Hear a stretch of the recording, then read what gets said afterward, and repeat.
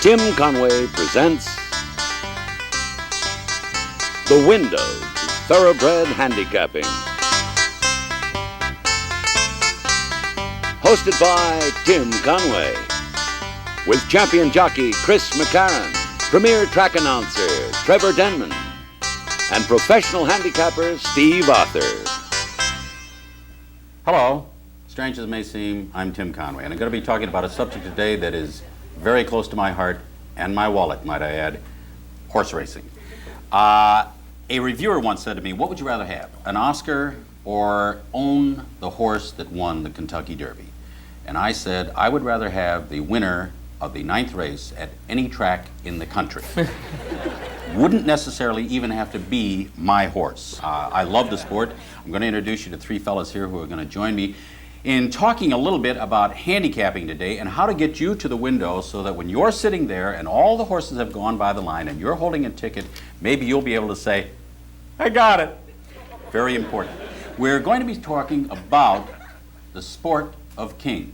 The sport of kings is about the sport of kings and horse racing. How did I get into this?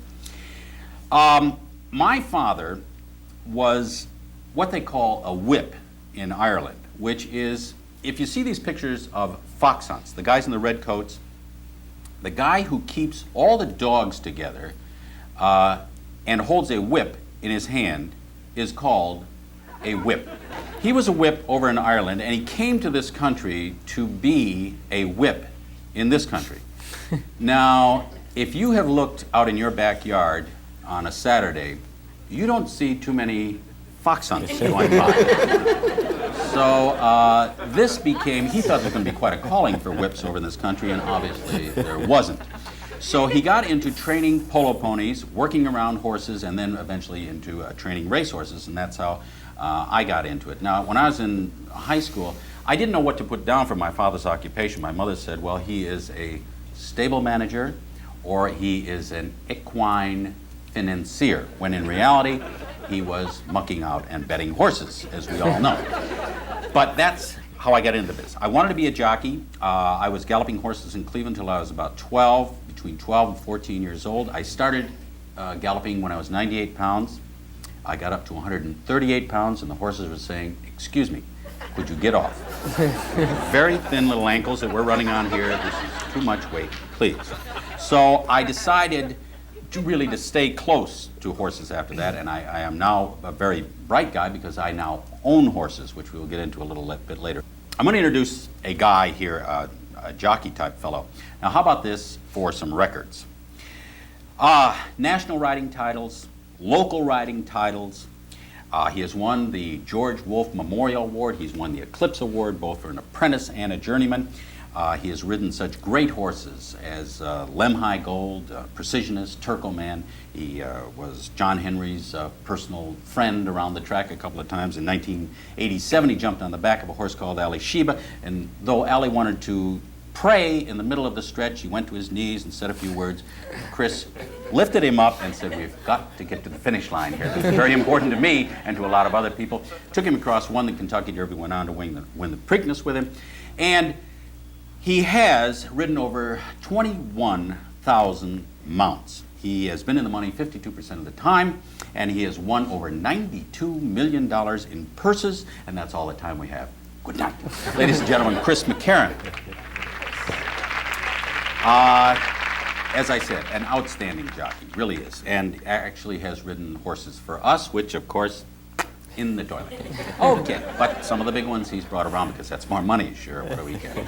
The next gentleman I am going to introduce to you is the premier racetrack announcer. If you have ever heard Trevor Denman, you have heard the best. This man has the ability to bring a whole story to a race. I have seen claiming races at tracks where horses fall out of the gate, they wander around the track, they're like this, they're 44 years old. You would think with Trevor announcing it's the Kentucky Derby every time.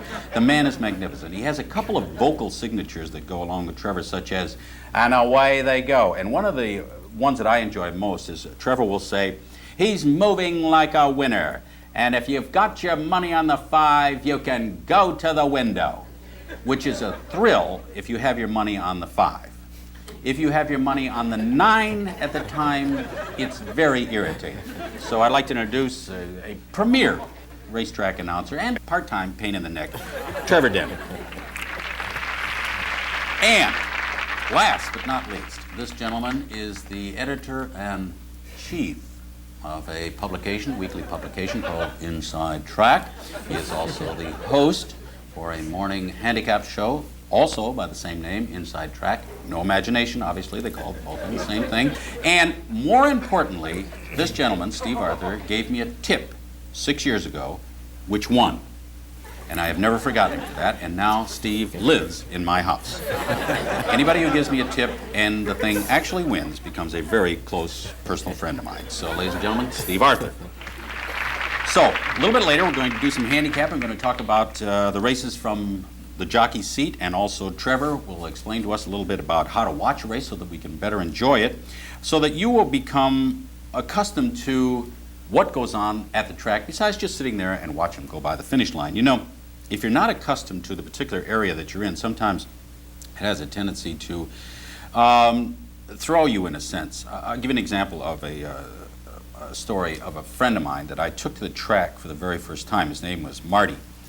And we were in college, and he had never been to the track. So I took him, and he said, what do you do? And I said, well, you pick a number, and you go buy a ticket, and you bet on it, and if it wins, you get your, whatever the ticket's worth. So he bets on this horse, and it didn't win. And he said, well, what do I do with the ticket? I said, well, you cash it in. And he said, what do you mean? I said, well, it's no good. So you just take it back to the window where you bought it and give it to him, and he'll give you your money back.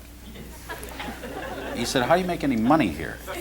I said, well, they have admission and hot dogs and all these people in the stands and everything. And I said, it's very simple. So I went in front of him to the guy who was the teller, and I said, the guy in back of me is going to ask for his money back. Just give him the $2 when he hands the ticket in.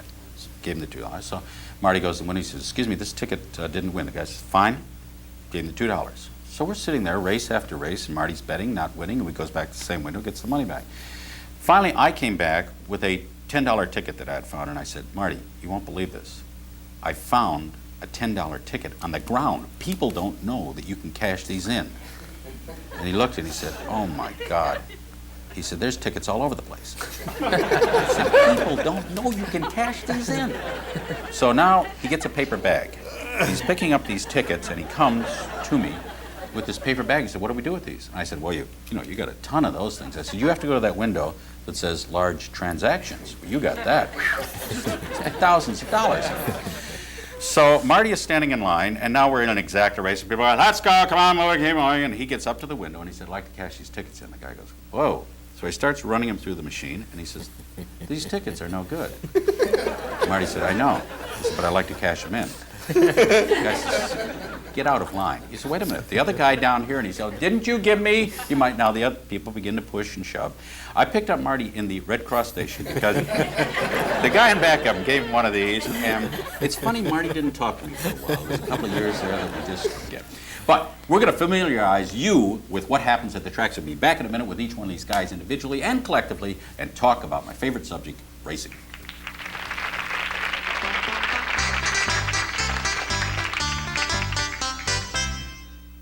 There are many ways to enjoy horse racing, and obviously not just to go to the window, buy a ticket, and wait at the finish line and see if your horse comes in. There are many different areas in a racetrack that we want to talk about, searching out and to better enjoy horse racing itself.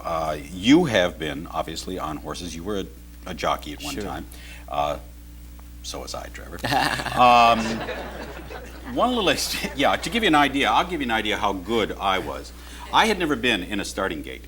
And we were breezing horses one day, and the guy said, would you get in with these two other horses? And I, of course, being 12 years old or 13 or whatever it was, thought, gee, what a thrill.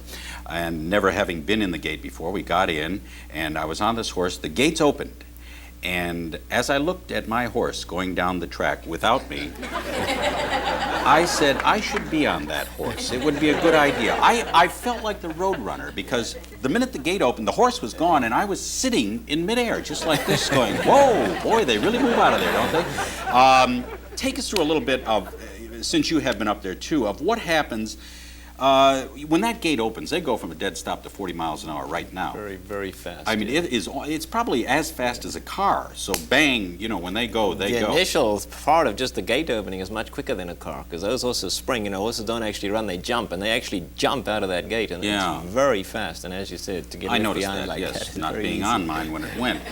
So there are a couple of places that we'd like to maybe direct the people to go watch a race, and one of them is if you have an opportunity to get down by the gate itself. I mean, you're there on many tracks on 6 furlongs or something like that.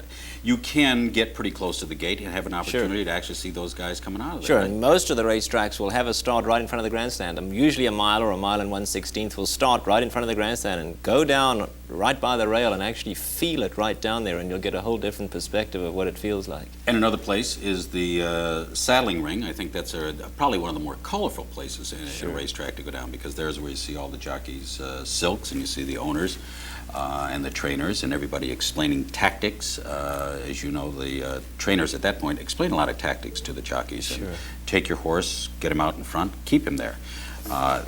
The trouble is, of course, that there are about 10 owners telling jockeys to do the same thing. You get your horse out and keep him there in front, and of course that's almost impossible. That's where you would see our jockey silks down there.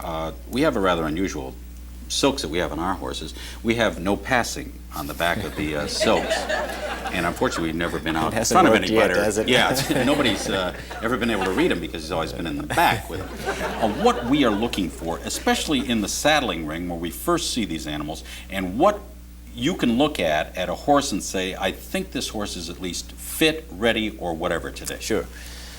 The walking ring, the paddock, to me, it can be summarized in just one word, and that's attitude. It's the attitude of the horse in the ring that counts. Add to that possibly just his overall well-being. Let me give you a little analogy. You know, in a big boxing match, particularly a heavyweight fight, if a heavyweight boxer is coming back from a layoff, the key thing the whole audience is waiting for is when he disrobes. When he takes that robe off and they can see his physical condition. You'll hear all these so-called experts in the crowd, he's carrying too much weight, or gee, isn't he on the muscle? He's ready, he's going to fight a good one tonight. Same thing with the racehorse. When they bring him out of that saddling enclosure and he walks in the paddock, it's that overall impression that you're looking for. Now that might be easy for me to say and for any horseman who's been around horses for a long time, but to our basic fan out there, he's going to say, well, I don't know what to look for in a racehorse. I know what to look for in a human being. So I would just pick out a couple of salient facts to try to offer them some hints. First of all, I'd start off with the ears. I think the ears are probably one of the most important factors about a horse's attitude. You do not want one ear going this way and the other one there, and they're just kind of flopping around saying, well, do I have to go through the routine again this afternoon? You like them to both be propped forward and to take in what's going on around them. It could be horses are colorblind, but let's say there's some particular person in the crowd who's wearing something that just catches a horse's attention. Maybe somebody shouts something, and you'll see this horse look at them, and he must concentrate his attention on them and kind of watch them go by and then turn around and pick up something else. That, to me, is probably one of the most important things in the ring. What he is doing to the bit, what his mouth is doing to the bit is very important. You don't want him just walking around there with this steel thing through his mouth and he's saying, gee, I wish they'd take this thing out of my mouth. You want him to be chewing on that bit saying, I wish they'd get this thing away so I can really show them what I can do. The hindquarter section is very important, up just by the horse's rump. It's really got to be shining. You should almost be able to comb your hair on his rump, really. It's got to have a glisten to it. If it's not, he's not been well fed, he's not fit, he's not ready to roll this afternoon. The actual glistening on the horse's hindquarters, you're probably just going to have to look at horses and learn the difference between one that doesn't look good and one that does. The best example I could give for anybody out there who doesn't know what to look for is go down and watch the horses in the feature race, particularly if it's a graded race. Look at a grade 1 field very, very hard. Don't worry about betting the race. Look at the horse flesh that you're looking at and get that image in your head, and then go and take that, and when you see that image in a $10,000 or $32,000 claimer, you know this horse is fit and ready to roll this afternoon. That's your guy, yeah. Now the jockey is put up on, given a leg up onto the horse. Now what about the response to the horse to the jockey? Is there anything there that we look for? Like Categorically. Very important moment in the paddock, and every fan should really pay attention to this. When that jockey is lifted into the irons, that horse has got to perk up. If he's got his head down and they put the jockey in the irons and he just continues like, I wish this guy would get off my back, he's going nowhere. As soon as that jockey hits the horse's back, he's got to liven up. And he'll actually prance a little and he'll really get into that. But he'll settle down after a while. But he's got to know, jockey on my back, that means action. I'm ready for action. Let's go and get them. Okay. He's really got to perk up. Now he comes to the outrider pony. Is there any reaction there that you look for? I like to see the thoroughbred nibble on the pony, the outrider pony that takes a hold of him. I think it gives him a calming effect for one. He's not using up all that excess energy that he's got by kicking out and going silly about it. He's actually just chewing into the bit. It's keeping him nice and relaxed, and it's also giving you the impression that you want, that when I'm ready to roll, I'm just conserving my energy right now. Once I get rid of this pony, I'm really going to let loose and show them what I can do. Okay, now they go halfway up the track, they turn around and they come back and they begin to canter or break into a slow gallop. What do you look for there as far as movement? You know, it does depend on the individual horse on that particular instance. All I would say is if you want to wager a horse and he comes out in the post parade and he's looking a little dour, he's looking not very interested, don't not bet him at that stage. Watch him warm up on the backstretch, because they often do perk up down that backstretch. You don't want a real lifeless horse, but if a horse just looks okay and you're sitting on the fence not know whether to bet it or not, watch him warm up on the backstretch. You want his head to be tucked into his chest where the rider's got a nice good hold of him, and you want again that image that he's really full of fire today. He'll probably stick up close to that pony, just that same calming influence that he will give to him, but he's got to project that image of power on the backstretch. You don't want him just to lope along, the rider stands up, he's got that long loose rein, and this horse is just kind of clappity down the backstretch, almost keeping pace with the pony. You don't want that. You want his head tucked into his stomach, and that once this guy lets me loose, I'm really going to strut my stuff out there. What about sweating that a horse does on the way to the gate? 99.9% of the time a very bad sign, sweating. There will be horses that do win that sweat up. Again, it pays. If you're really going to get serious about it, you should know each individual horse, because there are horses that will sweat up just about every time they go to the gate, and they will win races, but those are really the exception. Overall, for just the player who's going to go out on the weekend and take a look at a horse, horses that are sweating are no good. One of two things: they're either just not fit enough for that afternoon's race, or otherwise they are just not mentally prepared for that race, and they get themselves into such a tears that they start sweating. It's the same with a person. If a person knows that he really can cope with something, he'll start sweating, he starts getting all agitated, and he can't cope with the situation. Any little thing goes wrong, he's going to burst out in a fury. It's the same with the horse. He's all agitated. He's like, I don't really want to be out here. I'm not in the mental condition to go into that starting gate and run. And you'll see a lot of the times when a horse is sweating badly, he'll lean on the pony. He'll actually lean on him like that. It's almost like, I'm very nervous, I'm scared, I do not want to run this afternoon. So those two things do go together. But sweat, 99.9, take them out. I get that way going to the window just to bed. I break out in sweat. We have often said, and eventually what we're going to do in our handicapping, is try to show people that you don't have to go through a racing form if you're going to be wagering on a horse, that you don't have to say, well, he went in 1:10 and 2 here, and this horse went in 1:10 and 1, so he should be a second faster. That in reality, the times, though they are a factor, obviously, in racing, because the guy who gets there first is going to have the better time, in a sense, are not all that important, that it is what happens during the race. Sure. How do you see a race set up?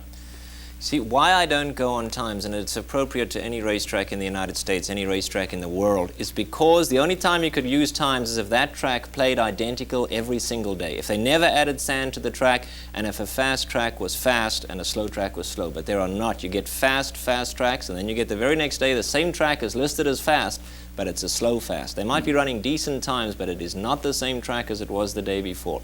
So comparing times, to me, that's one of the points I just do not see the logic in it. And secondly, you've got to understand that horses running out there, there's such a big difference between a maiden $32,000 claiming filly against a grade 1 horse. Now, if you're getting those lesser horses in certain areas, it might be a maiden $5,000 claimer. And they are running out there in 46 and 447. That animal is running just about as fast as it can run. That is the best of its ability. But if your grade 1 horse is running in 47, he's going very slowly. Now, very, very few fans really differentiate between the quality of horse. They are just glued on that tote board because they've been taught the stereotype way, and it knocks in 46 and 3, and they say they're going slow. But that poor animal out there is not going slow. She's going as fast as she can possibly go. So my theory, the time, I don't want to use the word irrelevant, that's a little extreme, but the time is of little importance. The energy they are expanding, that is vital. You've got to look at that horse there out there on the lead, not at the teletimer, and look how much energy the particular animal is using out there.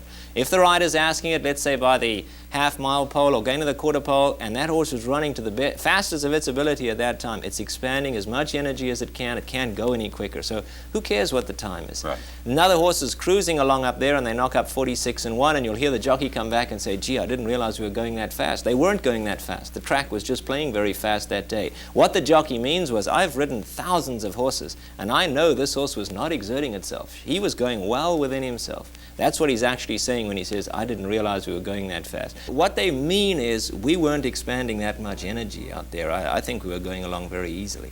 So I rather go with how the horse is going rather than how fast it's going. Okay. We talk a little bit about trouble because you compared it really to driving on the freeway. When you see a race and you see the past performance that a horse has gone from, say, 3 lengths to 9 lengths back to 4 lengths to losing by a head. I mean, this horse has made some drastic moves during this race. You compared it, if you would, to driving a car on a freeway where you go up to a car, he stops, you got to stop, he pulls ahead, now you have to accelerate. That, I assume, is taking an awful lot out of a horse. You know, it is a direct analogy to the freeways. Anybody who lives in a major city and who's driven the freeways will know what it feels like. If you clammed in, let's take a 4-lane freeway, and you're in one of the middle lanes, you're just going. You're kind of doing what the other guys are doing. If they keep going, you keep going. Now, all of a sudden, you notice they're starting to back up a little. Your first reaction is to take your foot off the pedal. And that would be the equivalent of a rider just easing, not taking up on a horse, just easing back a little bit where you might see him just like say, uh-oh, something's happening here. And he won't actually pull on the horse's mouth, but instead of just letting him go along relaxed, he'll just tighten up the bit a little bit in anticipation of trouble. The same as when you see it happening on the freeway. Now, suddenly you're on the freeway and you see those red lights hit you, you slam your foot on the brake. For a horse in action, when the jockey sees, uh-oh, I'm getting shut off here, you take a hold and you pull as hard as you can, because if you don't, that horse is going to clip the horse's heels in front of him and you're going down. So it's a direct analogy in there. So if a horse has to ease just a little and take up, it will be the same on the freeway. You taking your foot off the pedal. You're going to lose ground, but your momentum is still there. It's going to cost you a little bit, but not that much. But if you really take up, which is when the jockey takes a hold and jerks on the horse's mouth, it's the equivalent of slamming your brakes on the freeway. And imagine the guy in the right-hand lane doesn't have to stop. He's going to go right on by you. So by the time you've recovered and got out of the lane that you're in and got going again, he's home Jerome already by then. So it's an exact analogy. Freeway driving to horse racing, same thing. And I would assume that in the next race, even that race, obviously it's going to take its toll on the horse, but I think even doesn't it carry over? I mean, if you were going, say, from 9 lengths back and now you suddenly find an open path and you got to get to the wire, say, in an eighth of a mile, I mean, that is going to take an awful lot out of the horse, so that the next time he comes out, I mean, he still could be feeling the effects of that particular race. Oh, for sure. He's going to have to almost run a double race if you have to really check bad. And the horse comes back and he's flying and he finishes second, and you think, well, next time he's a sure thing to win, but you've got to consider what it actually took out of that horse. If he didn't have to check that badly, he would have won easily and would not have. Again, we get back to that thing of how much energy do you use in a race is more important than how fast you run in a race. What do you look for in a horse's movement, say a smooth movement of, even though he may have lost the last time, he's coming from, say, 8 lengths off to 8 lengths to 6 lengths to 4 lengths, and he finishes 4th by 4 lengths. I mean, it still seems to be a gradual move that doesn't necessarily hurt the horse in a sense for his next race. I think the same as we said in the paddock, the whole key word is attitude. I believe in a horse in the actual race, the whole key word there is rhythm. Watch the way the horse does it. You know, a horse can really run his heart out and really exert himself and make up that gradual ground, and he's not going to run any faster next time. If he's 8 lengths back to 4 lengths, but he was running to the best of his ability, he's not going to improve next time. He's going to do the same thing next time. But the horse who perhaps is just preparing for a race, he's getting ready for a race, gets in a little bit of trouble early, and he's taken to the outside, and he's running on fluently, motionlessly down, not motionlessly, in a fluid movement. In a fluent movement. Fluently is the word I'm looking for. The horse that is then running fluently down the lane, passing horses without really having to exert himself, and he's closing ground, he's going to be very dangerous next time when he really gets his mind on business and really gets a good, clean trip and he really puts it in. He's going to be very dangerous. So I think the whole word there that we're looking for is fluency in motion. As we said earlier, the horses don't actually run. They jump, and because of that jumping action, they throw their front legs out, and it is the length of the stride that really counts. When a horse starts getting tired, he'll start shortening his stride. And let's take, nobody really knows for sure, but let's say that a good length of a stride would be in the region of 18 to 20 feet. That's per stride. When they start getting tired, that probably becomes 12 or 13 feet, and that's why they're not covering as much ground. They're using the same amount of energy, but because they're tired, they can't throw those feet anymore, and they start shortening their stride. And once they start shortening their stride, that's when the others start passing them. Right. So in other words, they aren't really, in a sense, they are just tiring. I mean, they are not, horses aren't passing them. I mean, they are just backing up. They're backing up, exactly. Yeah. That's great. Okay, well, you know, perhaps with a little information like this, we should, they're not open yet, but perhaps we can get down there. Thank you very much. We're going to use this information a little later on when we get to Steve in order to help us make our adjustments here in what you call the homework before we get to the track. Thank you very much. I appreciate it. Thank Hopefully, you. I hope the guys out we'll there pick up a enjoy buck the or race. two, you know? Yeah. Thanks, Jay.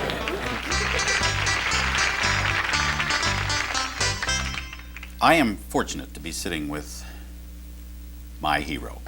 Now, this guy has ridden some of the biggest races in the country, including the Kentucky Derby, which is, everybody has to win a Kentucky Derby. If you're going to be a good jockey, you got to win the Kentucky Derby, which you already have. He rode a horse for us one time, and I noticed that the horse was doing fairly well coming around the turn. We were in a better position than we normally had been in the past. We were, I think, fifth. And then I noticed all of a sudden the horse backing up, and he finished way back. And so I came down to the winner's circle after the race, and I said to Chris, "What happened?" And he said, "I lost the whip." And I said to Chris, "Could I ask you a question? Just how much equipment are you responsible for out there? I mean, you don't have a raincoat, you don't have a hat, you don't have a briefcase. It seems like a simple thing to hang onto a whip, doesn't it?" But of course, I imagine those accidents happen. Well, some of us are butterfingered, you know. I know. Now, you've seen, I told you I was going to be a jockey. And is there any question, I beg your pardon, any question in your mind that had I gone on to be a jockey, that those awards that cover your house could have been mine? There's absolutely no question in my mind, Tim. Absolutely none.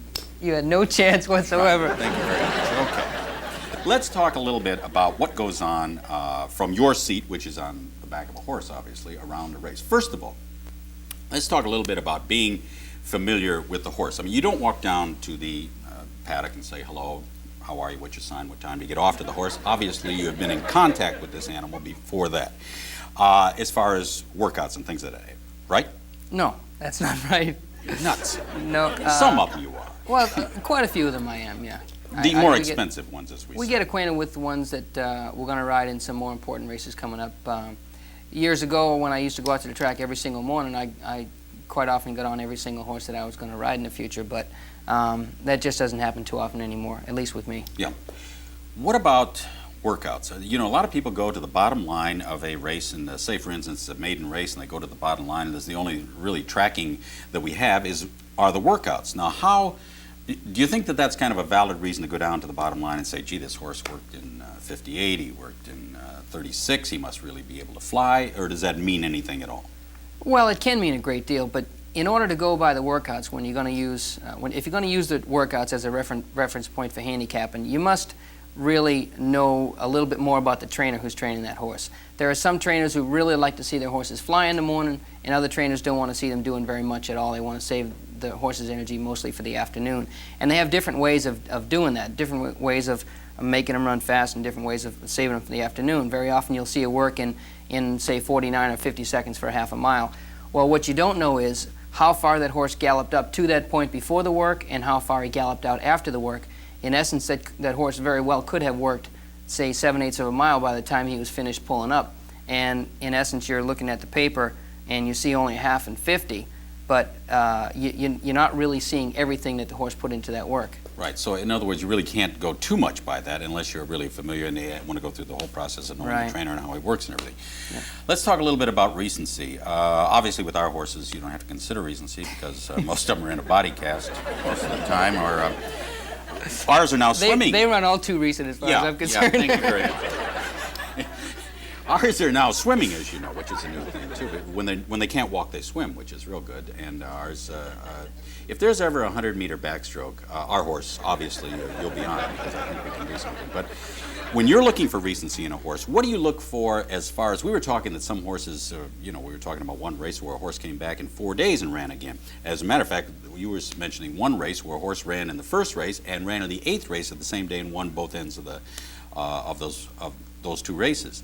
But what do you look for in recency on an average, excluding the big horses, the stakes horses, and the handicaps, because obviously they're working towards that race, but in the meat and potatoes of the track where it's really the claimers and the allowance horses? Well, you don't want to see a horse running too often. If you know a horse's pattern and he's consistent when he's running, say every 14 or every 7 days, that's a little bit, I think that's a little too quick to come back for a race, because a horse really expends a lot of energy when he runs. But there are horses that run better when they're wheeled right back into a race a week or 2 weeks later. However, they can't keep up with that for too long. They might be able to do that 2, 3, 4 times in a row, and then you're going to see that horse starting to tail off, most likely. But I would say on the average, it's probably best to give a horse like 21 days in between races, I would think.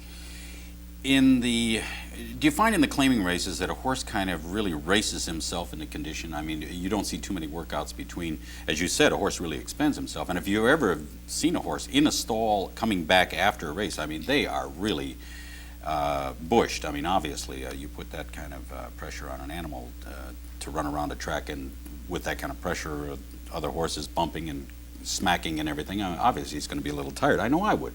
Just going down to get a loaf of bread. You look like you get tired. That it does expend a horse. Do you find that on the claimers that they kind of race themselves into condition from time to time? Well, I mean, you don't see a horse, a claimer running a race, then working and then running back. That's usually because they run quite a bit more often Yeah. than the horses running in the higher class races, stakes and allowance races. The claiming horses are put to the test more often, so therefore there's really no need to breeze them a great deal between races, having them work out in the morning. So it takes less conditioning that way. If a horse is going to run more often, it just stands to reason they're not going to have to perform that much in the morning. However, you do have to gallop them and breeze them every once in a while. The breezing part usually is just to keep a horse's air built up. The galloping is basically to keep the horse's muscle and legs in tone. Great. Let's go through a race. You know, a lot of people, as Trevor was saying, you know, a lot of people show up at the track, they buy a ticket, they sit on the finish line, they go, oh, gee, the 7 lost. They don't really have an opportunity to enjoy the race. To me, I love to go to the race, take a pair of binoculars, and watch the entire race. I mean, obviously, each race is a new show, and each one is different from the last one. And you pick up so much by watching through binoculars and actually seeing a race. And that way you can enjoy the whole day, you enjoy the whole show. When you get into a gate, what preparation do you make for when that gate flies open, obviously going from a dead stop to about 35 to 40 miles an hour? How do you position yourself to brace yourself for that kind of an acceleration right as soon as the gates fly open, you're on your way? Well, each rider has his own individual style of holding onto the horse and putting himself in a position to leave the starting gate and to leave there on time. Basically, what I like to do is I used to, when I first started riding, just grab one handful of mane, and I had the reins, 2 reins in one hand, and the right rein in my right hand, and a handful of mane.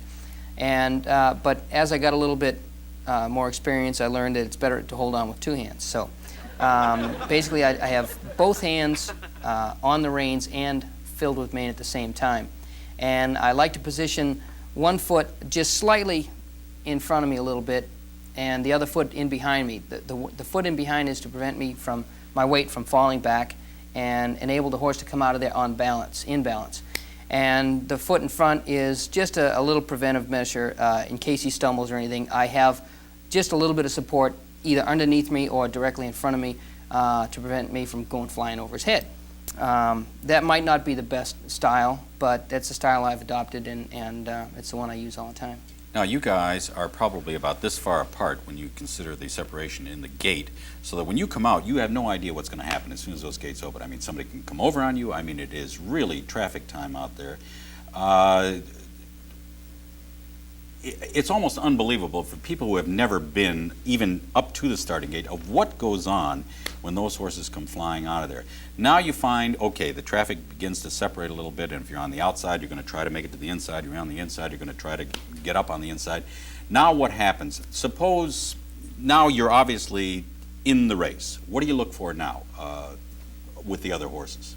Well, it all depends on how your horse gets away from the gate. If he gets away from there cleanly and he's going ahead and sprinting, showing good speed, then there's going to be less for you to think about than if you're back in the middle of the pack. If you're back in the middle of the pack or further back than that, there's a lot more that you have to be aware of. You have to be aware of horses in front of you that are changing lanes.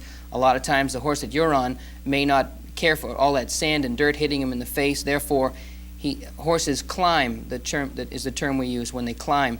What they're doing is when the dirt is pounding them in the face as they're running up against it, it comes back in their face and hits them in the eyes and in the nose and everything, and they'll get their head up in the air and they'll run in this manner.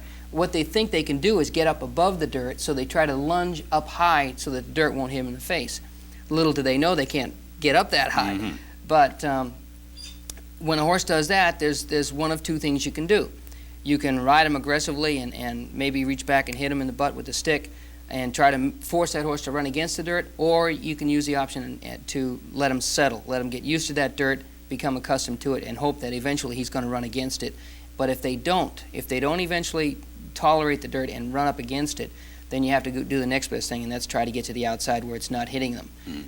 The problem with that is you're going to lose ground, and the more ground you lose, the less chance you have of getting to the wire first. Now, this is only a fraction of a second that you're into the race already, and already the horse is getting hit by dirt. You're obviously getting hit by dirt. The option to go ahead, I mean, there's always the opportunity that you're going to run up on another horse, that he is actually, if it's a maiden sometimes, and the first time they've actually been in a race, I mean, they may be just insane by the fact that there are other horses out here, and what are we doing out here? This guy is hitting me, and we seem to be running into other people. I mean, it is obviously a very dangerous sport, as you know. I mean, there's a reason that the ambulance follows you guys around. I mean, I don't think I would select a job where an ambulance follows me to work. But, okay, now you get the horse a little bit settled. Now, what do you look not to happen to you? In other words, what do you want not to happen to you? You don't want to be in on the rail and have other horses coming up on you. How do you try to avoid trouble, in other words? What you don't want to do is have your horse's momentum broken. You want to keep that momentum going. As the race goes on, a horse should really actually be building up momentum, and once that momentum is stopped, then you have to work on getting it started again. Well, with horses that are not very quick off the blocks and have a style that come from behind, those are the type of horses that take a while to get running, and if you get one of those kind of horses stopped, it's difficult to get them started again, and by the time you do get them started again, the race is over. So what you want to do is just basically try to find the best trip that you can, whether it be between horses, down on the rail. These are all things that come up different. Every single race that you ride, it might come up a little different than the one before.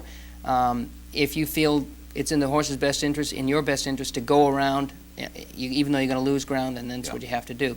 But mind you, there are other things that you have to take into consideration. If the track is a little bit wet, we wear 2 or 3 pairs of goggles, and as you're going down the backside, this dirt is coming up hitting you in the face. You have to reach up and pull down a pair of goggles, and you have to hope that you don't pull down all 3 pairs, because if you pull down all 3 pairs, then you're really in trouble, because then you can't see because the sand's hitting you in the eyes. But that doesn't happen too often. But when it's rainy and the track is muddy and stuff like that, well, the bottom pair, which is right against your face, will fog up, and that becomes very dangerous at that point in time. Geez, it is a busy day at the office then. I It's mean, you busy. just don't go out there and, it's a minute to 10 around, and what have we done? You know, people say, geez, that's an easy job. You get on a horse, you ride for a minute, and you get a lot of money. So far, you're only halfway around the track, and you have all kinds of turmoil going on out there. When do you know, how do you set a horse down? In other words, it's another thing, an interesting feature to watch in a race, that when we're watching all you guys, you all seem to be going the same motion, and then all of a sudden somebody says, this is it, this is the race. Bang, everybody seems to set their horse down, and everybody now starts a whole new motion. What happens at that point? Well, that's the next thing that you, when you asked earlier about what do you not like to do, at that point in time, you want to maintain the balance on your horse the best you can. When it really comes time for that horse to go to running full out, you want to be in a balanced position on that horse's back to keep him from going off stride. You want to, if you are going to go ahead and use the whip at all, you want to use it in such a way that your weight is directly in the center of that horse's back, and it never wavers. If you move around too darn much, then you're going to throw that horse off stride, and you're going to make him slow down. So you really have to think about balance. The next thing is rhythm. You have to get in rhythm with that horse's action. It's a different type of rhythm than when you're sitting against him. If you're sitting against a horse and you have hold of him, well, then that's one type of feeling. Then as you start letting that horse run, you get off that horse's mouth and you start giving him his head and asking him for his effort. Then your weight gets a little bit more forward, and that's a little bit different feeling. And then when you really start riding him and get up on their neck and start pushing, that's another feeling altogether. And that takes a lot of rhythm and coordination. You have to be concentrating all the time. This is another area where some of the better riders have a great ability to go from a very broad-mindedness to a very narrow-mindedness, if you forgive the term. Broad-mindedness is being aware of absolutely everything that's going on around you. The horse is getting shut off in front of you. What are you going to do? Should I go here? Should I go there? To all of a sudden, now you're getting after this horse and you're making him run. You have to be concentrating on your animal and your animal only. But if there's an incident where there's a little bump or something like that, and you have to come back and speak to the stewards, yes, or during an inquiry or something like that, if there's an infraction, well, then you have to have the presence of mind to know what happened at that point in time, because they will ask you your opinion. So it's a shifting of the thought process that goes on from the time you're just sitting against the horse to the time you're starting to let him run to the time you're really going full out. You have to be able to go from wide open to concentration to wide open and concentration, right back and forth.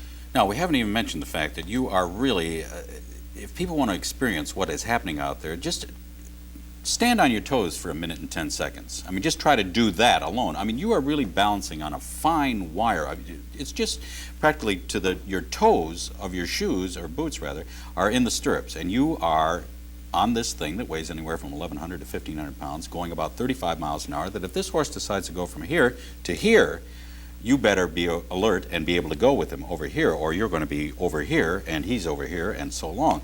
I mean, you're an acrobat, really, for 1.5 minutes. That's true. Even people that have ridden horses all their life, they have never really ridden a horse in this manner. And that is with the stirrups that are very, very short. Yeah. The length of my stirrup webbings, the leather that holds a stirrup onto the saddle, is about this long. So from the top of that horse's back, my feet are in a position where they're only about this far down on that horse's side. It's not like you're riding in a Western saddle or an English saddle and your legs are wrapped flat around that horse and you can hang on with your legs. We really cannot hang on with our legs. We keep our perch and we keep our balance, as you mentioned, with the balls of our feet, and we hold on with the calves of our legs. But if the horse is to do anything really abruptly, go one direction or the other, or stop, we are basically staying on with our hands and our arms, and that's where the legs you need strength in the legs to maintain the balance. But if there's any abrupt change, we have to hang on with our hands and arms. Now, I haven't even mentioned the fact that now you're carrying a whip, too, sometimes. But now you might. Now you have to use the whip. You know, obviously, if there's a horse on your inside, you're going to hit him on the right. He may move in, or there's a horse over here. How do you... Now, you also have to adjust to that, obviously. And you also have to adjust when to use a whip and if to use a whip, obviously. That's right. And you have to just play it by ear. If you've ridden a horse before and you have applied the whip and he responded well, then you know pretty much that horse will go ahead and run for you, respond for you when you apply the whip. However, if you've never ridden a horse before and you turn for home and you're sitting there, you have all kinds of horse, and you ask him to run and he spurts a little ways for you, and then he feels like he's not doing 100%, and you reach back and you hit him, and all of a sudden his ears just go straight back and his ears disappear, and he's pinning them and he's sulking. Well, that pretty much gives the indication that he doesn't like the whip, and if you hit him again, he might resent it even more and slow down some more. So that's totally up to the rider's discretion at that point. You have to decide whether you're going to reach back and hit him again, or you're better off not to do it. So each ride is a test. I mean, are you really, truly, in whatever time it takes, whether you're in a 6 furlong or 7 or a mile and 1.125 or whatever, during that period, you really have to get to know this horse, plus all of this nonsense that is going on around you all the way around.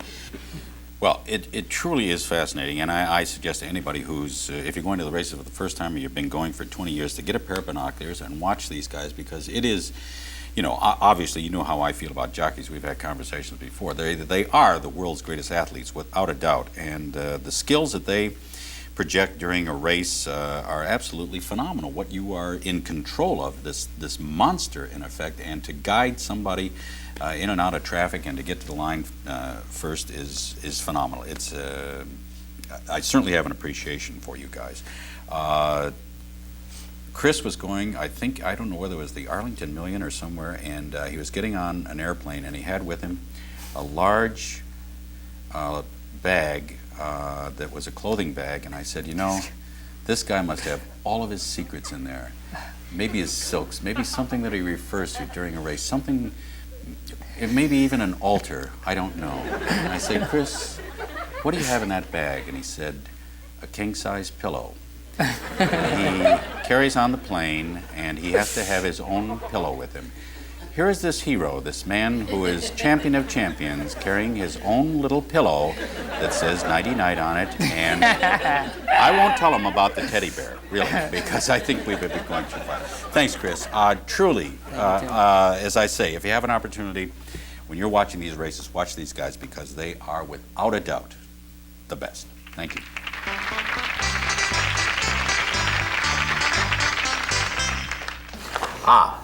Now comes either the difficult or easy part. We are now going to deal with the daily racing form, which is, I guess, the Bible, really, in racing. This is where all the information is, and this will lead you to either a winner or a...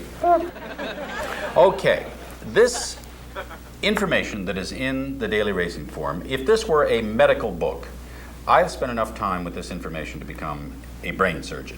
So you can either take this information, stick it in here and try to figure out a horse, or you can go to the track and get a tip, and the guy who gives you a tip is usually called Red. He usually has gray hair, of course, but he had red hair at one time. They call him Red. He has plaid pants on, a check shirt, and 2 teeth, and smells like a buffalo. If this man were your banker, you would not entrust this man with your money, but you will take a tip from Red, who is now gray.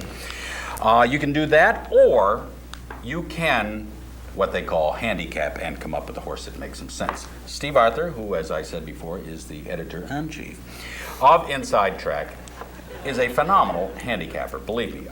You have more computers down in that joint that you have. You could go to the moon and back, obviously. Now, I spent a lot of time with this form going over nightly to pick a winner. I will go to a track and say maybe I take $200.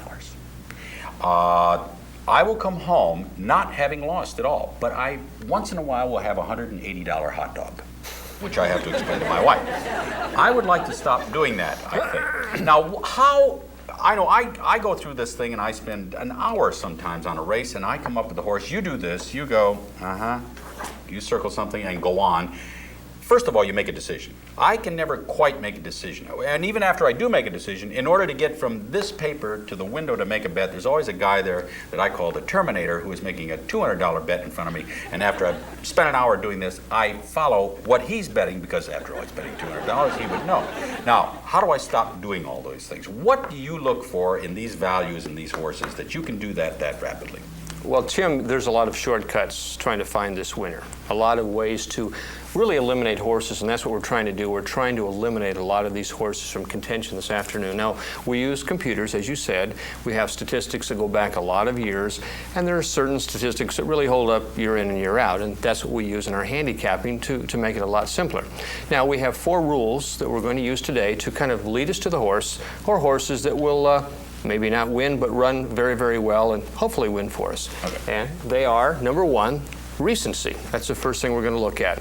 When was the last time this horse ran? Number 2, we're going to look at the weight. What kind of weight is this horse carrying this afternoon? What kind of weight did this horse carry in the past? Number 3, value. Where is the value on this horse? Is this horse running with his friends, horses that he can beat? And number 4, past performances. We're going to take a look and see how this horse is running its last few races and kind of analyze those on what we can expect this afternoon. Okay. All right. First, let's take a look at recency. Okay, very important. We want to find a horse that has run at this racetrack, has run with other horses, is in condition. So we look at recency. We find out on a profile of winners and horses that run well. The average winner runs around 12 and a half days ago. But we find the drop-off point is after 21 days, and that's rule number 1. This is a rule that we really don't want to bend or break. 21 days is the rule, and we want to stay right on it, Tim. Okay, so you find a horse that is raced in the last 21 days at this track, okay? Right. Okay, let's go to the charts and see how we do this. Now on the charts over here for recency, we want to go back 21 days. Let's say today is March 29th. Well, we subtract 21 from that, and that gives us the cutoff date of March the 8th. Over in the center here, let's say today is July the 23rd. We subtract 21 from that. Of course, that would be July the 2nd. third chart, September 30th. 21 days from that gives us September 9th. Of course, if we're at the beginning of the month, we have to go back to last month. 30 days has September, and all that comes into play, I assume, there. Okay, so you look for a horse that is raced in 21 days at this track. Probably a good idea when you go is to look up the day's date, subtract that 21 days right away, and then kind of keep that number somewhere on your program, whether it's 14th or 12th or the 2nd or whatever, so that that number always, you know that that is the cutoff date for the horse, okay? Right, you refer to that throughout the day. Okay, all right, onward, let's look at weight. All right, weight is very important for a lot of different reasons, and we won't go into all of those reasons. Let's just say that it is very, very important. Now on weight, Tim, we're going to go back the last 5 races. Let's take a look at our chart once again. And the rule is here, we want the horse to carry an average weight today that he has carried in his last 5 races. Over here on chart number 1, today's weight is 117 pounds. We look back through the past performances. Now you see a horse there with 108 and a little 5 next to that. Right. Apprentice. Now that means, of course, it was an apprentice rider that day. We add that 5 pounds back in when we're making this calculation. You can see that this horse probably has not carried the average of 117 pounds in its last 5 races. Let's go over to number 2. Number 2, this horse has to carry 120 pounds today. You see he did not average 120 pounds in his last 5 races. Never carried 120. Of course, it's his high weight for his career today. Over at number 3, this horse has to carry 116 pounds. Because he has 111, we add that 5 pounds. We feel, of course, that this is an apprentice, and he gets a 5-pound weight allowance, but we're going to take that into consideration today, that he gets that 5 pounds for a reason. It's because he's not as good as the other riders, maybe at this point in his career. So this horse has to carry 116 pounds. We look down there, and this horse does qualify because throughout his last 5 races, he has carried an average of 116 pounds. Right on the nose, as a matter of fact. Right. Okay. So he must have carried an average of the weight that he is carrying today in his last 5 races. And if it's an apprentice, you add the weight to the present weight. So on the first chart, for instance, 108, and you'd add the 5 pounds, he's carrying 113 today. Okay? Correct. Okie doke. All right. Now we're going to explain these a little bit further, too. This is just the first time around here. And let's go now to the value. Okay, the value line is to find out where the horse fits in relationship to the other horses on the racetrack and if he's in the right level today. Let's refer back to our chart. Now the rule here is, Tim, that we're looking for a horse on today's value line that has run in that value or better in 2 out of his last 3 races. So our first one here, we have $6,250. That's today's value line.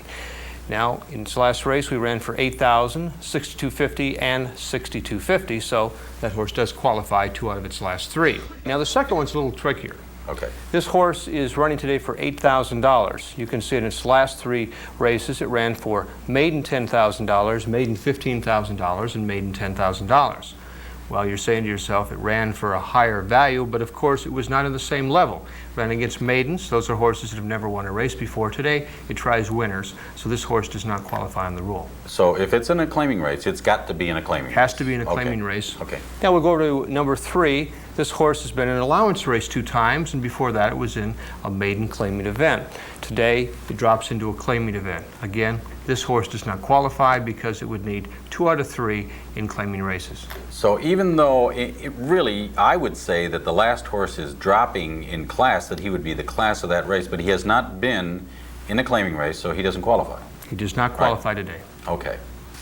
Okay, now let's get into past performance. You have a couple of symbols that you use for past performance. Let's see what they are. Okay, some quick marks that we make on our racing form. Let's take a look at these. And again, we're going to go over these very quickly, and we're going to go into detail in just a few moments. Number 1 is the winning move. We put a little circle around that because this horse won its last race. We have the backward flow. This is a horse that probably slowly went backwards in the race. He may not have dropped way off, but he had a slow retreat during that race. The next one is the closing flow. This horse made a closing move in the race to gain on the winner. These are lengths on the winner, not position in running, but lengths in the winner. And finally, the erratic move. This horse may have gained a little bit, then dropped back, or dropped back and gained a little bit. It's an erratic horse, and that's what we want to look like what Chris was talking about, the troubled moves and things of that nature that are exhausting to a horse. Exactly. Okay. You gave us 4 things to do here on the racing form. Now, how does this apply to actually the racing form itself and all the past information that you have up here? Okay, we have the past information right here on one of the horses, the past performance line of a horse in the daily racing form. It has, of course, the horse's name, the jockey, the owner, the breeder, the color, the sex, all the information that is available on this horse that's running today. Now, what we're really interested in, of course, are these certain things that we talked about earlier: recency, weight, past performance, and value.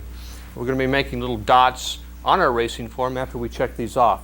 Number one, of course, is recency, and that's the day and the month of the horse's last race. We have the weight it's carrying this afternoon, the weight this horse carried in its last 5 races. We have the past performance line, how this horse ran in its last race, and also the value line here, what the value of today's race is, what this horse has been running in its last 3 races. Those are the things that we're interested in today. Okay. Now, what we'll do is block out all the other information to make it very easy to see what we're looking at today. Okay, now that's interesting, because when you do that, you've taken out the horse's name, the owner, the trainer, the breeding, and all the other information on the form itself. So that you really, when you concern yourself only with that information, you're really not influenced by the horse's name or the trainer or anything else like that. It's an interesting aspect to it. You really find that you have a lot of prejudice against certain horses or trainers or jockeys, and when you do it this way, it makes it much easier to analyze. So let's take a look at it again. Right here we have the date, of course, of the last race, which was March 8th. Now we have to make sure that we have the same year. Make sure that, of course, this horse did not race a year ago, and sometimes that can fool you a little bit, but this is the date of the last race. Right over here, we have the weight that the horse carried in its last 5 races, and of course the weight that it will be carrying this afternoon. We want to make that comparison so that these average out to what the horse is carrying this afternoon. Over here is the value line. This is the value the horse is running for today. That's $35,000 in the value line of its last 3 races, and of course we want 2 out of 3 there to qualify. And then over here is the past performance line. This is very important, and what we're looking for here, Tim, are just the small numbers. That's the lengths behind the winner, these very small numbers. Okay, let me see if I understand the value line. Okay, if a horse is in a claiming race today, it must have raced in a claiming race 2 out of its last 3 races, and at the value that it's racing today or higher. In other words, if it's racing at $35,000 today, it should have raced in a claiming race 2 out of the 3 last races for $35,000 or more, right? That's correct. Let's go right back to the rule. Okay. $35,000 is today's price. We have to be in that claiming price 2 out of the last 3 races or better. Right. Because this is a claimer, it needs claiming prices 2 out of its last 3 or better. In this example here, of course, we don't have that. And now, if they were in allowance ranks, it has to be in allowance races 2 out of its last 3 races. At the same value today or higher? Or higher. Okay. Now, let's go back to the past performance, because I know you have some marks that you make for past performance. Let's explain those, and then let's take a race with 8 or 9 horses and see if we can pick out a winner without ever knowing the horse's name, the trainer, or the jockey, or any other the information that goes along with it. Okay, let's look first of all at the winning move of a horse. And now this is a horse that only has won a race. That's what you consider a winning move. Okay. And we're dealing only with the lengths and the last 3 calls of the horse in the past performance line. Okay, what do you got? All right, this is a horse, as you said, that has won its last race, and we signify it by a big 0. Now, we're looking for the smaller numbers up here. This means this horse at this call was 1 length in front, 1.5 lengths, 2 lengths, and 3 lengths. Of course, Tim, this is a horse that just won more and more the farther they went. The second winning move is this horse was 3 lengths behind the lead horse at this call, then was 1 length behind, then became 1 length ahead, and finally won the race 2 lengths in front of the second place horse. The third one is this horse was a neck behind the leader at this call. It was 1 length in front, 2 lengths in front, and then kind of slowed down there and still held on and won that race, but only by a nose. The bottom one, this horse was 1 length, but running second at this point, then took the lead by a length, then fell back, then came back again, probably a very, very hard race, and won that race by a neck. On our racing form, all of these will be with a big 0. This horse won its last race.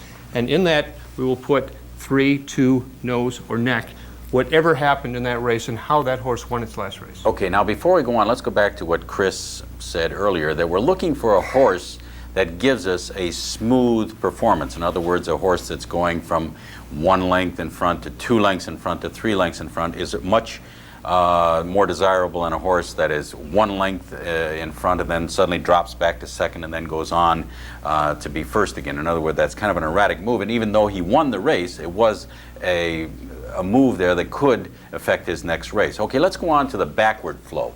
Okay, the backward flow now. Take a look at this horse. It was 3 lengths behind, was 3 lengths behind, then 3.5, then 4. So this horse was traveling right around 3.5 lengths, and at the end of the race, gave it up and finished 4 lengths back. So we would signify it this way with a 4 in here, that this horse was backing up. The second one, horse was 3 lengths back, then only 1 length back, then 2.5 back, then 3.5 back. This horse again going in the wrong direction. Coming down here, this horse was only a head back the first 2 calls of this race, then was 1 length back, then 2 lengths back. Now it finished rather close to the winner, 2 lengths back, but we're still going to give it a backwards 2. Over here we have a horse that was 2 back, 3 back, 4 back, 5 back. This is a horse that just gradually went farther and farther back in the race. Okay, but again, these are smooth moves. I mean, these are not erratic moves. Not erratic. They went from a length to a length and a half to another length behind. I mean, it was a nice even flow, Even move. which again, Chris was talking about, that at least the horse wasn't going backward and forward all of a sudden. It was going in the wrong direction, but it was coming back smoothly. Okay, let's go now to the closing flow. All right, this is a horse that closes on the winning horse in the race, but does not get up itself to win the race. Horse that was 4.5 back, 4 back, 3 back, and of course got up to only 2 lengths back at the end. A nice slow, even flow to close in that race. Again, 3, 3, 2, and 1. Very slow, very gradual, a positive sign. Right here, 5, 5, 4, and 3. Well, it wasn't much of a move, but it was slow and easy. Again, here's a horse that made a pretty astounding move. 5, 4, 2, and a neck. This horse closed quite a bit of ground in that race. But all of these horses would have a closing flow. They advanced on the leader. They showed that they wanted to win. They showed that they were in contention there. We'd give them this mark, and we put the lengths back.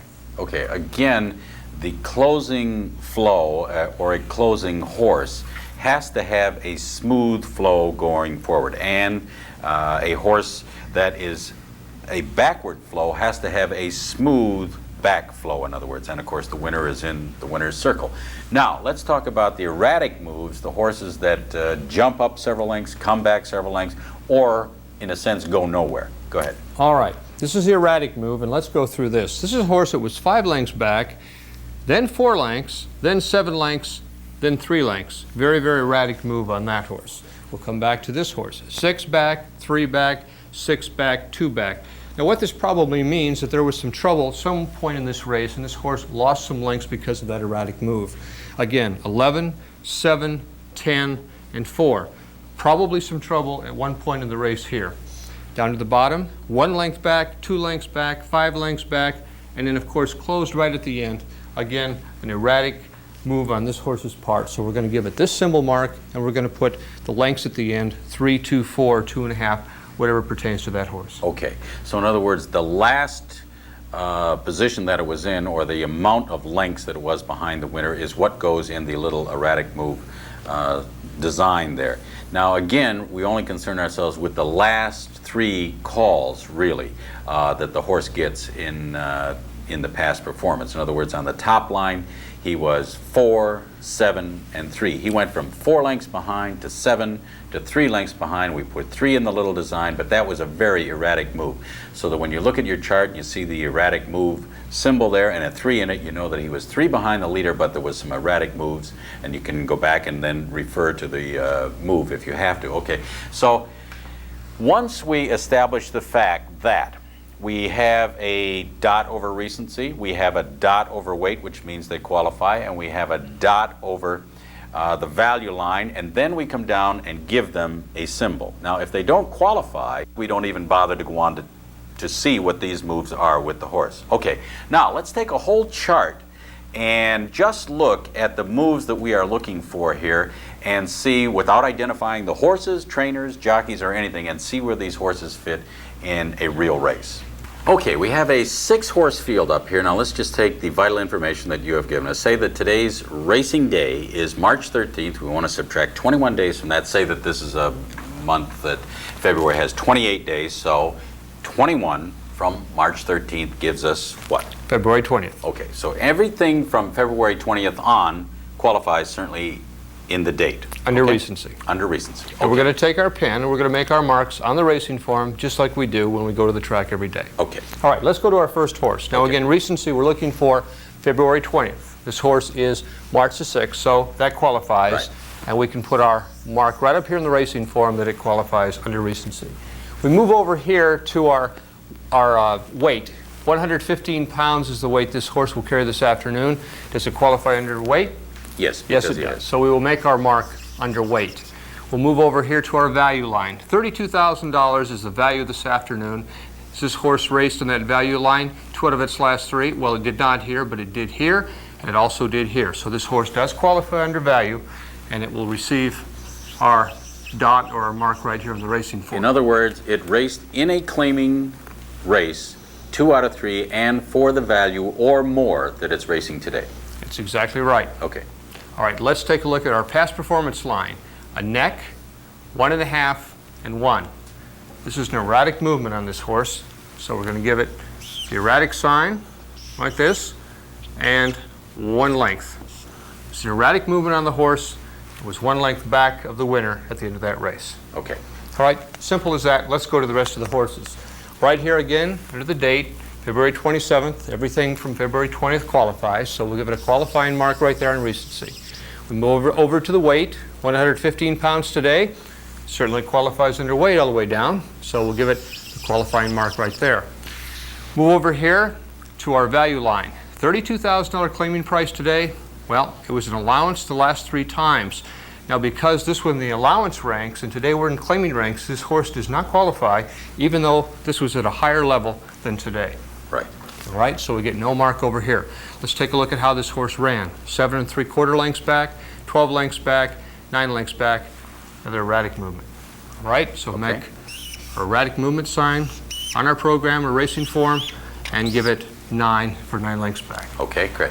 All right, let's move down here. Again, qualifies on the recency, February the 20th. We'll make our mark right here.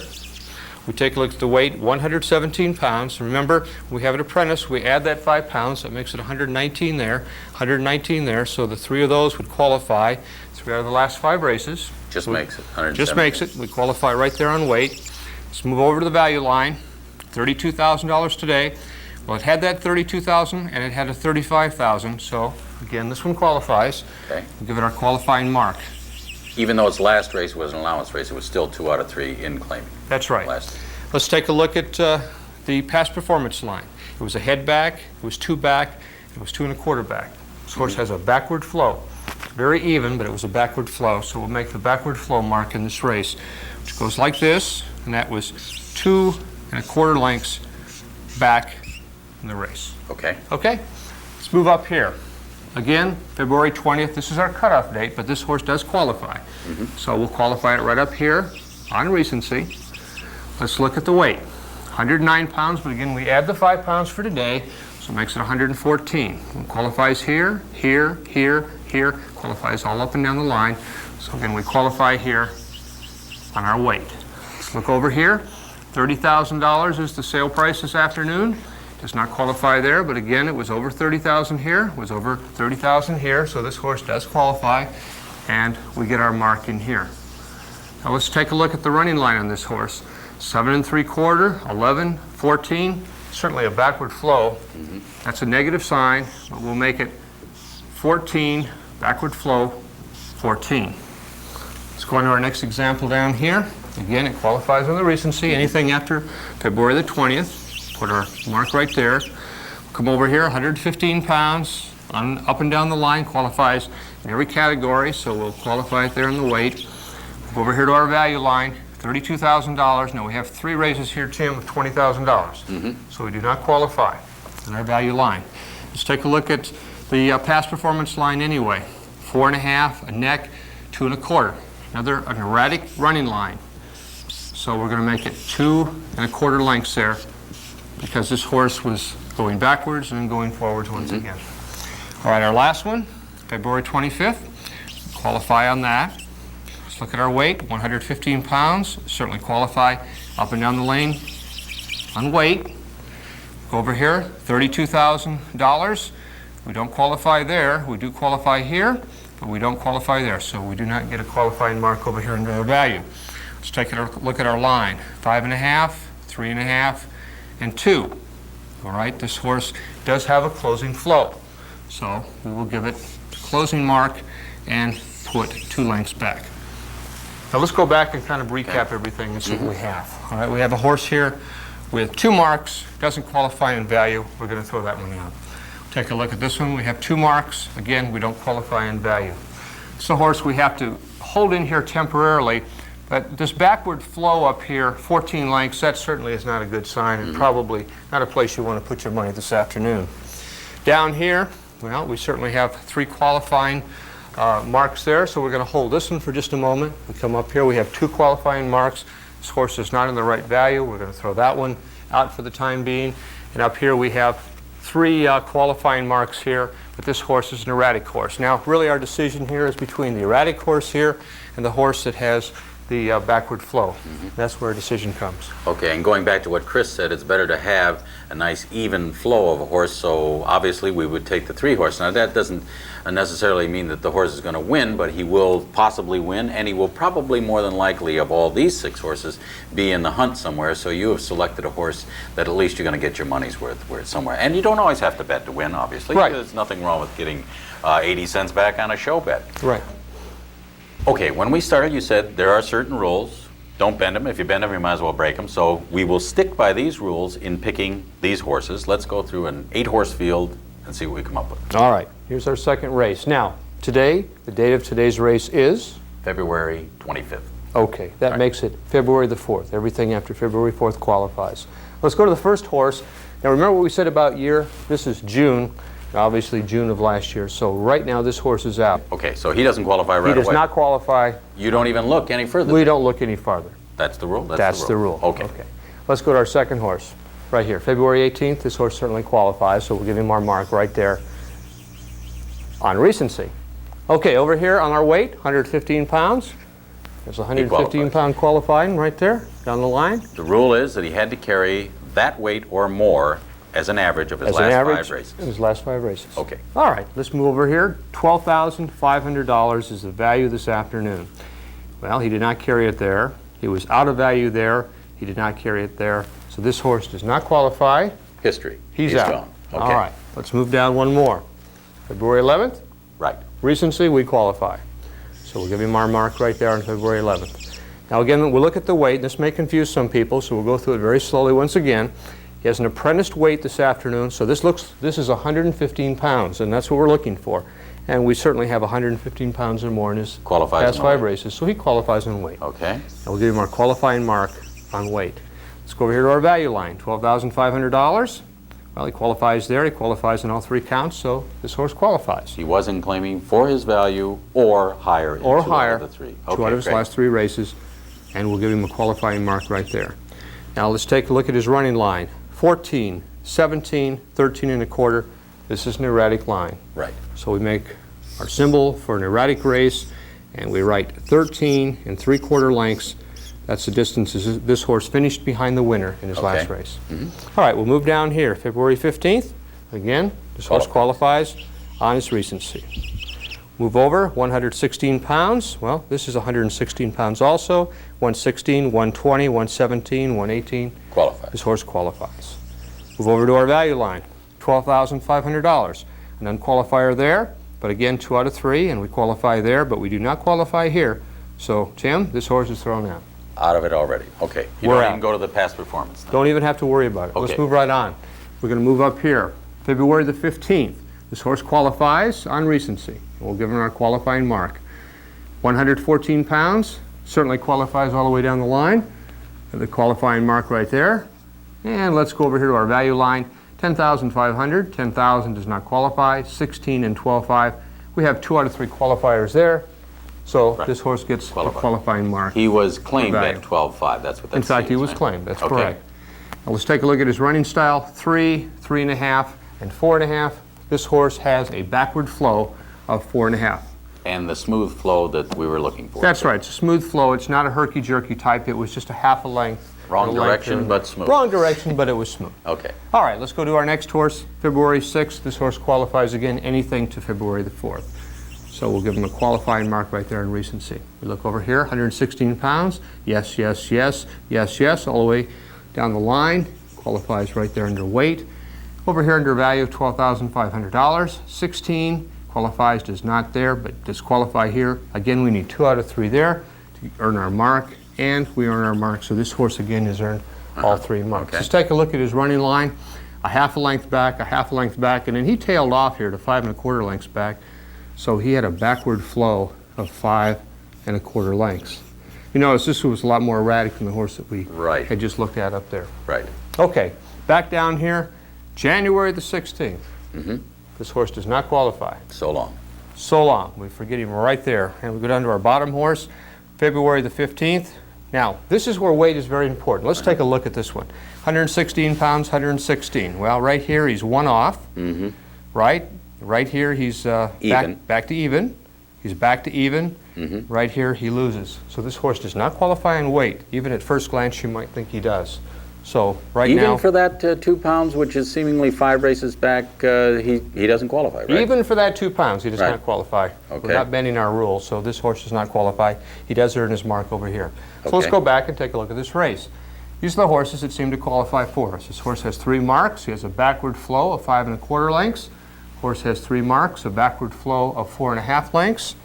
And we have another horse over here that has 3 marks. He has an erratic movement of 13 3/4 lengths. This is probably the first horse you would throw out. Uh-huh. You would make your selection with one or two of these And horses. going back to, again, what Chris said, and Trevor too, that even flow backwards is better, so you got to go for the top horse then. Absolutely. We have a very small, even flow here where this horse was right there and then just gave it up at the end.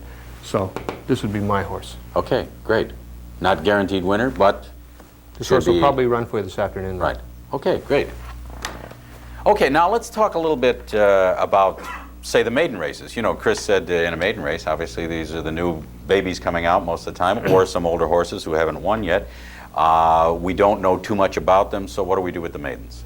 Well, these are unknown commodities, and what we call these our hot dog races. These are the races that we go and get a hot dog. We wait and we see what happens because these horses are trying a lot of new things. They're trying blinkers today. They're trying 2 turns today. They're trying their racing career for the first time. And like the commodities market, these are unknown commodities. And as you know, if you go to the commodities market, you can invest in gold, in silver, in sugar. Some of these horses later on may be stakes horses, and maybe gold and silver. Some may be pork bellies. You got to wait. Yeah. Okay. All right. And the handicap races, the stakes races, what do we do there? Well, I'll tell you, there's another race that you sit back and get a hot dog because here's the real pageantry. These are the stars of today and the stars of tomorrow.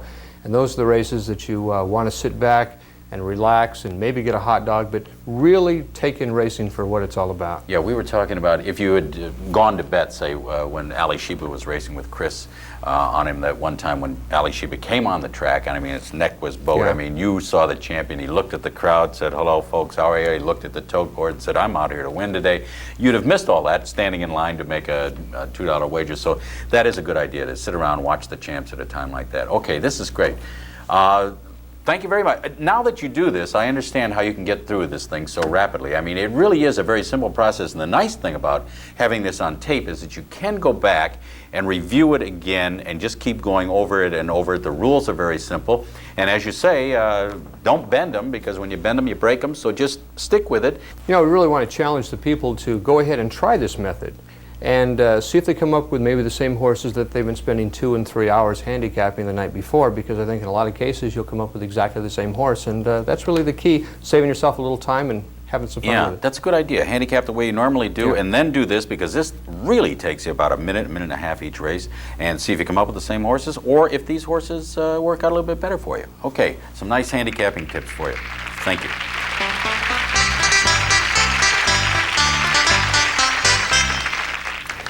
Thank you very much for hanging around with us for this short distance. So we hope that we've helped you with a few handicapping tips and helped you to better enjoy the great sport of horse racing. I'd like to thank Steve for certainly shortening our handicap day by just doing that little short method there. It's marvelous. So we'll have now, of course, more time to spend at the track. Well, I know that we could pick some winners. Now, I see you out there all the time. How many days a week do you go to the track? I'm only there when they're open, really. And when they're not open, I am not. I've tried to, on Monday and Tuesday, it's very slow, so I don't go there.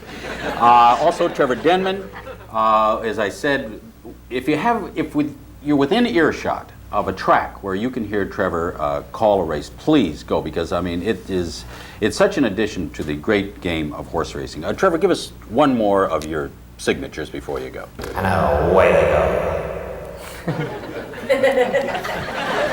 See what I mean? If you have a voice like that, anybody could actually be an announcer, I guess. Of course. And Chris, my good friend, you know, as you meet heroes along in life, and seriously, I have, in being in this business, had the fortune to meet a lot of heroes, going way back, really, to Babe Ruth, to Jack Dempsey, I mean, to really some of the great ones. Sinatra still thinks I can't talk because I just said, And to meet a guy like Chris, who is absolutely the best when it comes to jockeydom, it's a great thrill for me, really, to know you, let alone to have you here, Chris. And thanks very much for being here, and perhaps you'll have an opportunity to ride one of our horses soon. Oh, God, I hope not. Oh. I've seen your horses run, Tim. Fortunately, Thanks, Chris. all I've ever seen is their face. See a lot of horses behinds when you're on our horse, I'll tell you. An opportunity that everybody should have. Again, thank you for joining us. If you're horse people, you're our kind of people, because they are certainly my kind of people. And we hope that we've given you a better insight to horse racing. I'll tell you one last story that probably kind of sums up what real gamblers are, or what real people who enjoy the races are. There's a guy in a movie, and he's watching this movie, and another guy sits down next to him, and he leans over to him, and it's about racing, the movie. And he says to the guy, I'll bet you $10 that the 4-horse wins the race. And the guy says, okay, fine, you're on. So the movie goes on, and the 6-horse wins the race. So the guy starts to get out the $10, they give it to him, and he says, here's your $10. And the other guy says, no, really, I can't take it. He said, I knew the 6 was going to win. I've seen the movie before. And the guy says, so have I, but I thought that 4 would improve. It's kind of what we're all about. We don't give up when you're into horses. So let's hope that you go out, buy a ticket, and it's a winner for you. Thank you very much.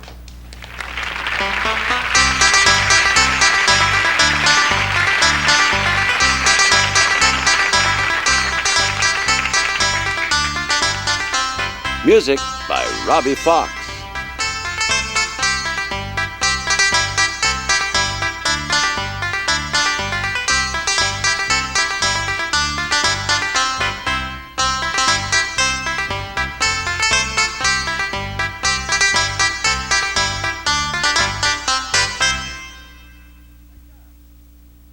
I got it.